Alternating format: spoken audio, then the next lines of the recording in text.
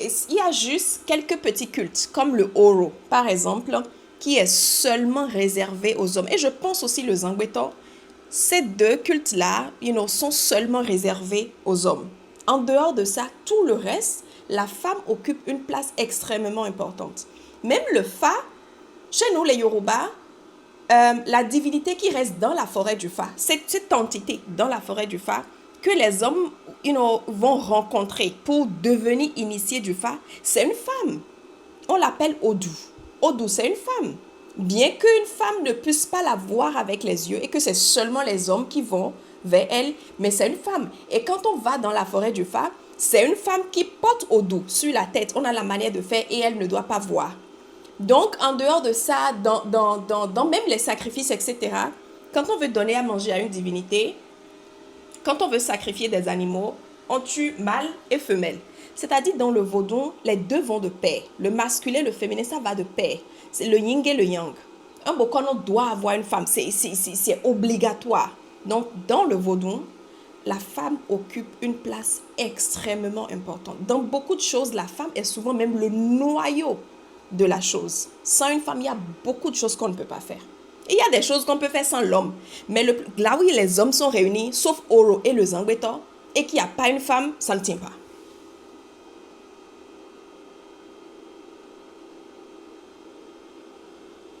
Ouais.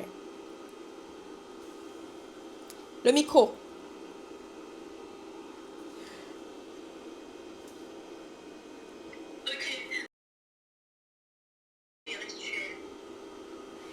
Alors, bon, quand on dit signification, pas forcément de signification en tant que telle.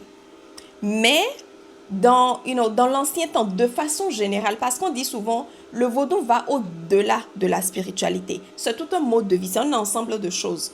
Donc, dans l'ancien temps, de façon générale, les mensurations sont considérées comme cette chose qui a le hachet. Quand on dit quelque chose a le hachet, c'est que ça a cette force, ça vient annoncer, ça ouvre le chemin, ça fait le chemin pour quelque chose. Donc, de façon générale, dans l'ancien temps, et normalement toujours jusqu'à aujourd'hui, les menstruations portent le hachet. Parce que dès qu'une femme a ses menstruations, on se dit, ouh, enfin, elle passe d'une jeune fille, d'une fille à une femme. Donc, on sait que, désormais, elle peut faire d'enfants. Et sachant que la nature, de façon générale, le noyau de la nature, c'est de se multiplier. Tout organisme dans la nature cherche à se multiplier. Donc, pour l'être humain, pour se multiplier, il faut procréer. Donc, pour que la femme puisse procréer, il faut qu'elle ait ses menstrues. Une femme qui n'a pas ses menstrues, tout le monde est inquiet. Ah, c'est pas normal. Pourquoi c'est comme ça? Donc, dès que ça vient, on est soulagé. On se dit, oups, ok, d'accord.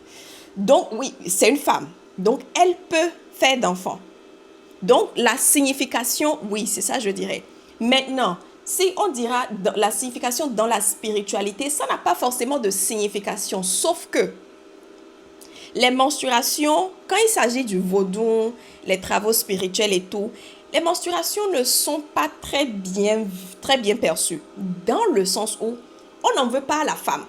Ce n'est pas à la femme qu'on en veut. Mais ce qui sort, c'est juste les menstrues, le sang là. Maintenant, le truc, c'est quoi? Quand on veut parler du vaudou, on dit vaudou. Vous voyez? Et le c'est le sang. Donc, c'est le sang qui rend le vaudou ce que le vaudou est. C'est le sang qui transforme un objet simple à une entité, à quelque chose qu'on puisse vénérer. Donc, le sang occupe une place extrêmement importante dans le vaudou. Les divinités prennent du sang, mais ils ne prennent pas n'importe quel sang. C'est seulement ce qu'on mange qu'on donne à une divinité. Donc, on donne le sang d'une poule à une divinité parce qu'on mange de poule. On donne le sang d'un mouton, d'une chèvre à une divinité parce on mange le mouton. Mais nous ne sommes pas des cannibalistes, donc on ne donne pas du sang humain à une divinité. Maintenant, dans l'ancien temps, il n'y avait pas de tampon. Il n'y avait pas de cope silicone, pour garder un peu plus le sang à l'intérieur. On utilisait des tissus. Et imaginez une femme qui met son tissu, elle va au champ. Ok, il n'y a pas de toilette où elle puisse changer. Elle va prendre l'eau très très loin de la maison. Le temps de revenir, elle va faire pipi. Elle va ajuster le tissu. Donc, sans savoir, forcément, elle aura du sang sur la main. Peut-être que quelque part dans les ongles, il y aura un peu de sang. Maintenant, elle ne sait pas parce que c'est juste un peu. Nous sommes des êtres humains et on ne regarde pas souvent dans les détails. Mais la divinité, parce que c'est le sang qui rend la chose, ce qu'elle est, même dans la toute petite quantité, une divinité peut détecter.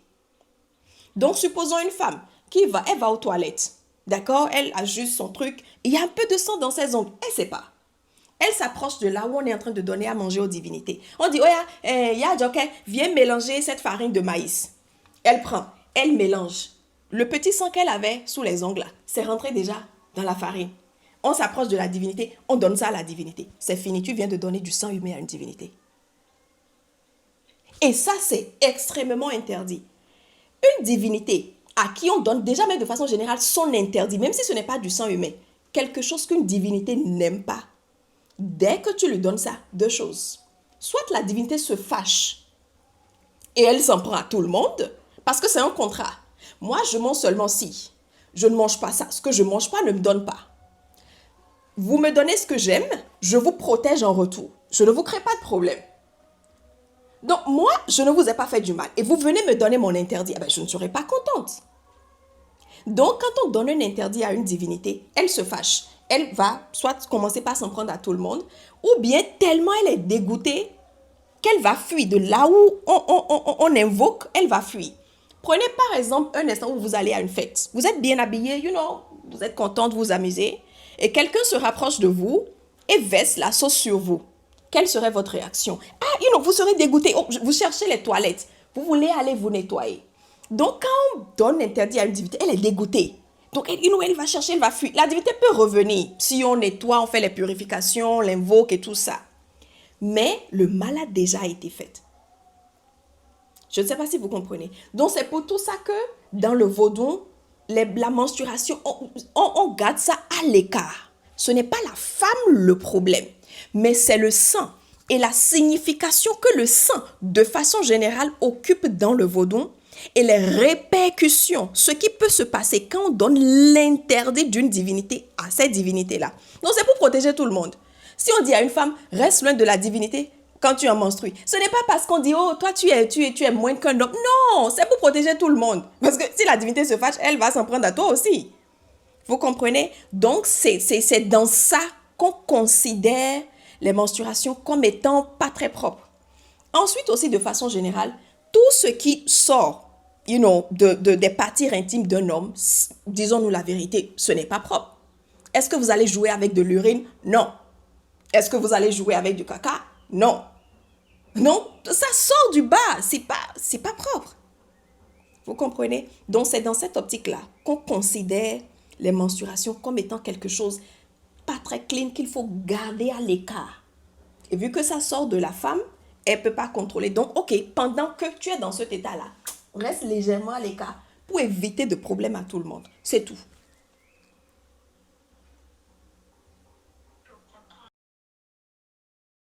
Non, non, non, non, non, absolument pas.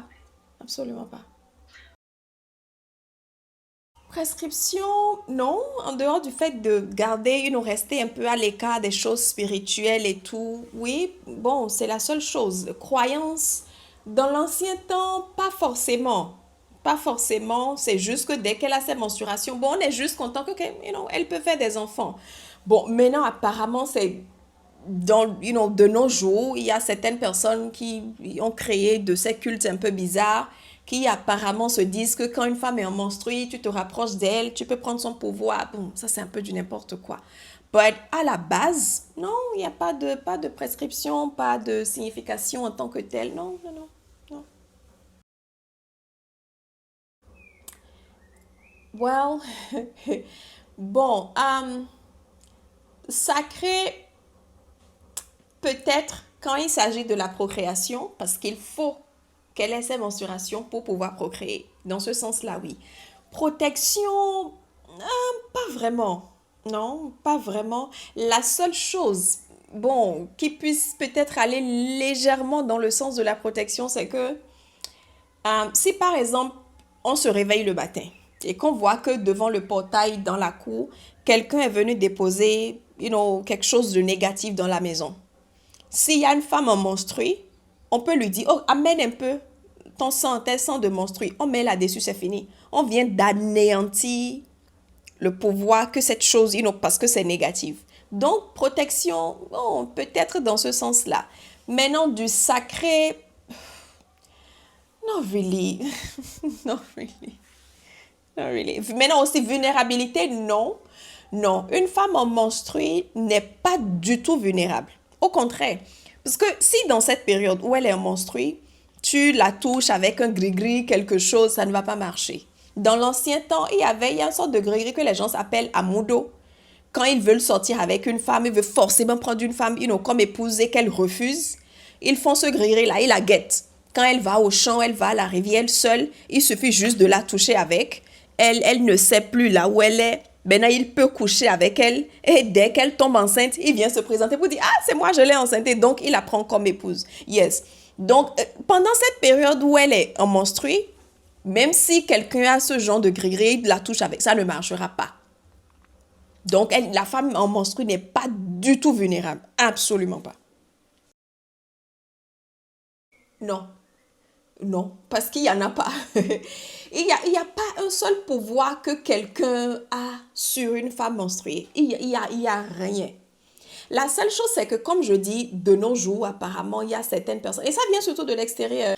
Apparemment, quand tu couches avec une femme en menstruée, tu prends de ses pouvoirs. Mais là encore, c'est pas trop truc là. Parce que, dans ces circonstances-là, la femme a même le pouvoir de bloquer cette énergie. Normalement, ça ne marche pas vraiment. Mais même si ça marchait dans certaines circonstances, la femme a le pouvoir de bloquer. Parce que dès qu'elle a un rapport, un homme insiste, il veut forcément coucher avec elle quand elle est en menstruée.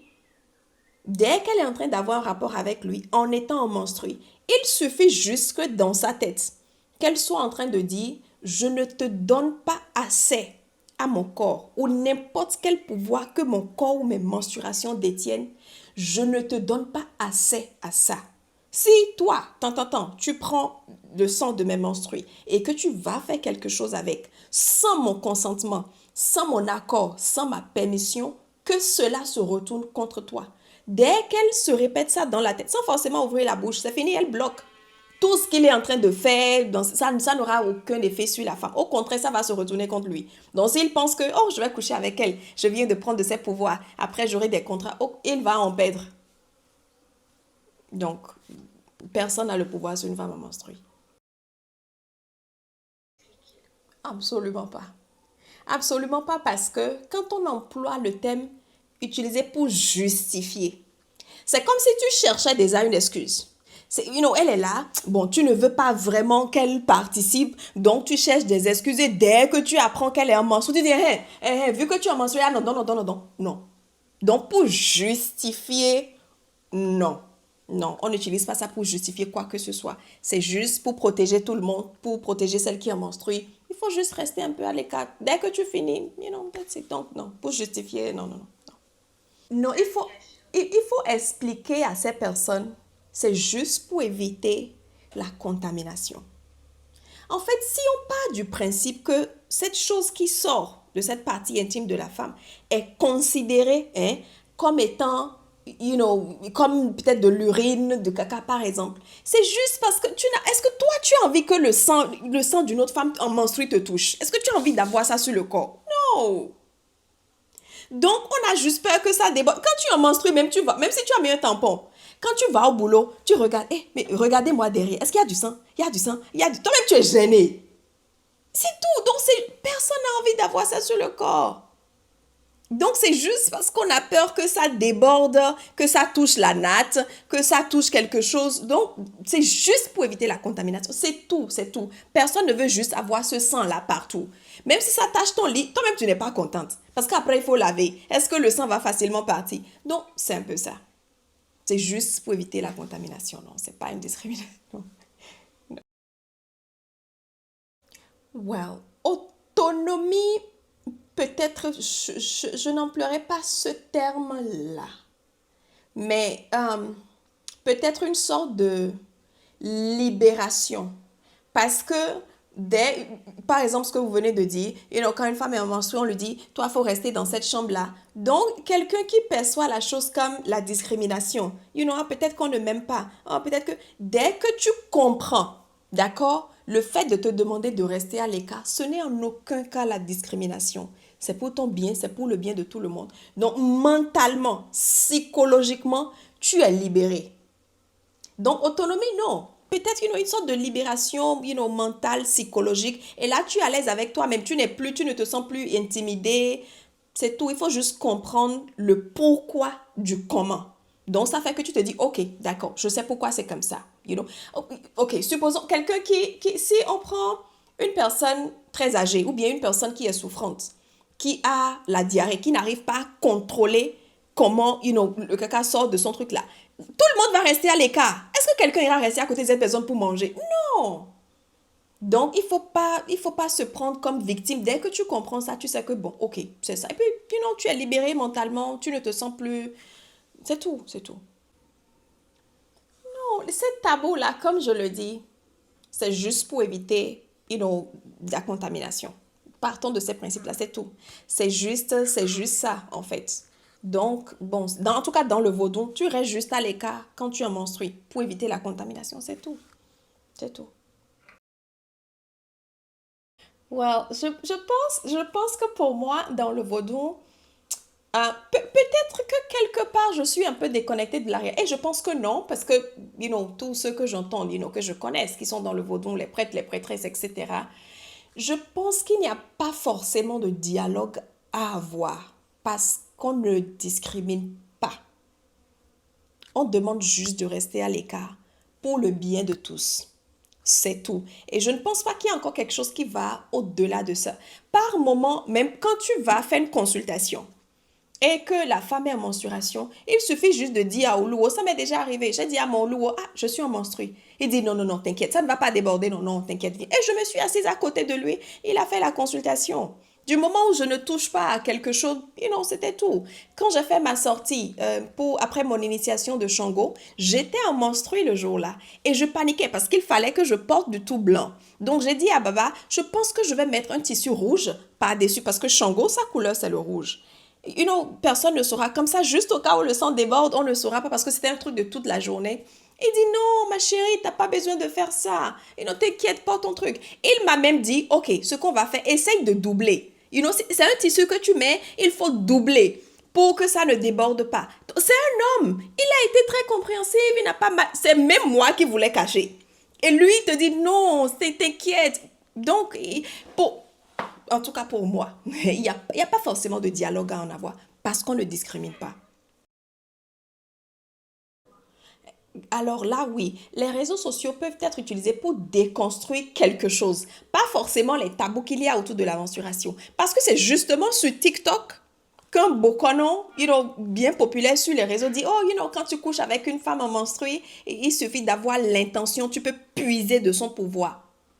Donc, oui, on peut utiliser, parce que c'est à travers les réseaux sociaux ils sont en train de propager des informations qui ne sont pas très correctes. Donc, on va utiliser encore ces mêmes réseaux sociaux-là pour dire, écoute, une femme en menstruée, tu n'as aucun pouvoir sur elle, il n'y a aucun pouvoir à puiser. Maintenant, si certaines personnes se lèvent, ils vont mélanger des choses en pensant qu'ils vont puiser le pouvoir d'une femme. Il suffit que toi, dans ta tête, tu répètes telle et telle prière, tout va se retourner contre lui. Donc oui, on peut utiliser les réseaux sociaux pour déconstruire, pas forcément des tabous, mais ces idées un peu bêtes qui sont en train de se construire maintenant.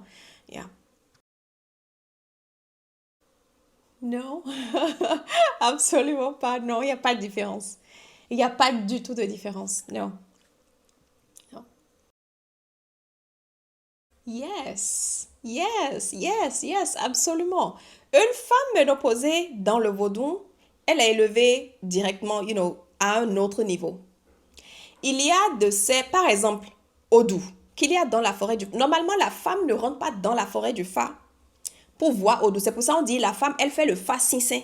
Elle ne fait pas le Fatité. Parce que pour faire le Fatité, il faut rentrer dans la forêt du Fa. Et c'est Odou qu'il y a dans la forêt du Fa que l'homme va voir. Dès qu'il voit ça, il devient initié du Fa. Maintenant, une femme ménopausée peut rentrer dans la forêt du Fa et voir Odou. Mais une femme toujours en menstruée, qui fait toujours des enfants, ne peut pas. Donc, vous voyez qu'il y a là une différence. Et ensuite, il y a certains cultes, comme le culte de Holokun, dans certaines régions, le culte de Yemadja, où la seule personne capable d'être nommée chef de ces cultes-là doit être une femme ménopausée. Donc, une femme ménopausée, il y a beaucoup de choses, qu'elle peut faire. Elle est automatiquement élevée à un autre niveau. Non, c'est pour... Non, non, non, non, non. En fait, c'est pour sa propre la protection de ses enfants. Parce que, par exemple, pour les cultes de Holokun, etc., quand elle est chef, elle n'a plus ses règles à n'importe quel moment. Même si il n'y a pas un jour, elle va dire, oh, je suis en menstruée, je ne peux pas me rapprocher de la divinité. Parce que c'est une divinité qui a besoin d'attention 24/7. Donc, même si les autres sont occupés, il n'y a personne. Elle est chef, à tout moment, elle est disponible. Il n'y a aucun jour où elle dira, je suis en menstruée, je ne peux pas aller là-bas. Donc, ça, c'est déjà ça. L'autre chose, c'est que la raison pour laquelle une femme en menstruée ne peut pas aller voir Odu, c'est à cause de l'histoire. Donc, une femme qui a toujours oui, une femme qui a toujours la possibilité de faire des enfants ne doit pas la voir parce que dès que tu la vois, il y a une grande probabilité qu'après, cette rencontre-là, si tu fais un enfant, l'enfant sera déformé ou l'enfant peut mourir. Tu ne pourras plus faire d'enfant. Donc, c'est seulement pour la protection de la femme, ses enfants. Mais dès qu'elle ne peut plus faire d'enfants, elle peut aller voir, elles deviennent maintenant comme même chose. Donc, parce qu'elle ne peut plus faire d'enfants. Donc, il n'y a pas de risque de faire des enfants déformés, tout ça là. C'est tout. C'est tout. Sincèrement, si vous me posez cette question, moi, je pense que j'irai dans le sens inverse. Nous sommes dans une période où, de nos jours, c'est très, très délicat. Tu ne peux pas contrôler tout ce que les enfants font. Et sincèrement, nous avons tous des ambitions pour nos enfants. Il faut que tu ailles à l'école, il faut que tu finisses les études d'abord avant de tomber enceinte. Donc, sincèrement, si vous me demandez, une femme en menstrue, en dehors du fait de lui dire, écoute, si à certains endroits donnés, surtout dans le vaudou, etc., on te demande de rester à l'écart, ce n'est pas parce que tu es sale, c'est juste pour éviter la contamination. Donc, en dehors de ce côté-là, dès qu'une femme, une jeune fille, a ses premières règles, c'est de lui dire, écoute, madame, là maintenant tu es devenue une femme. À la moindre erreur, tu tombes enceinte. Et ça va chauffer sur toi. Si tu n'as pas fini tes études. Donc moi là, parce que j'ai des filles, dès que l'enfant a ses je vais vraiment lui faire peur. Tu ne fais pas attention, tu vas tomber enceinte. Mais le reste, c'est juste, lui rassurer que ce n'est pas parce que tu es sale et tout ça. That's it. That's it. Well, je pense que vu que nous sommes, de nos jours, les choses sont devenues un peu plus sensibles. Tout le monde, on prend très facilement, on prend mal les choses et tout. Donc, la seule chose que je pense que, les parents, les dignitaires vaudous, etc., ont à faire, c'est de juste rassurer tout le monde que, écoute, quand on demande à la femme de rester à l'écart, ce n'est pas parce que tu es sale, ce n'est pas parce qu'on est en train de discriminer, c'est juste pour toi-même, ton bien et le bien de tous. C'est tout. Il n'y a pas de honte à en avoir. On n'est pas en train de t'insulter, on n'est pas en train de discriminer. C'est juste pour le bien de tous. That's all. That's all. C'est juste essayer de leur faire comprendre le pourquoi du comment. Je pense que dès que les gens vont comprendre le pourquoi du comment, elles seront quand même rassurées. Et that's it. Vous parlez des personnes qui ont peut-être changé leur apparence, c'est ça? Le vaudou ne discrimine pas parce que c'est lui qui va en souffrir. Quand tu vas changer ton apparence, tu deviens un homme et que tu vas consulter, ça parle d'un homme, on te transmet le message, mais tu te regardes, tu dis, ah, mais je suis une femme. Donc, les messages seront souvent mélangés. Parce que là, maintenant, on ne sait plus tu es. Tu es homme ou tu es femme. À l'intérieur, tu es un homme. Mais quand on te regarde, c'est lui qui va en souffrir. Nous, on ne discrimine pas. Si on doit te faire des rituels, bon, voilà que si quelque chose qu'on n'est pas censé faire à un homme, parce que tu dis, ok, si on te fait ça, ça va te créer des problèmes. Donc, nous, on ne discrimine pas. C'est juste la personne qui va en souffrir. C'est tout.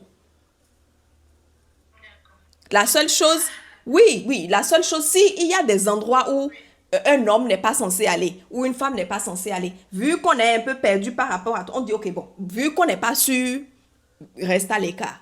Mais pour tout le reste, oh, ça ne nous regarde pas. C'est juste la personne qui va en souffrir. C'est tout. Lien entre menstruation, spiritualité, il n'y a pas directement de lien.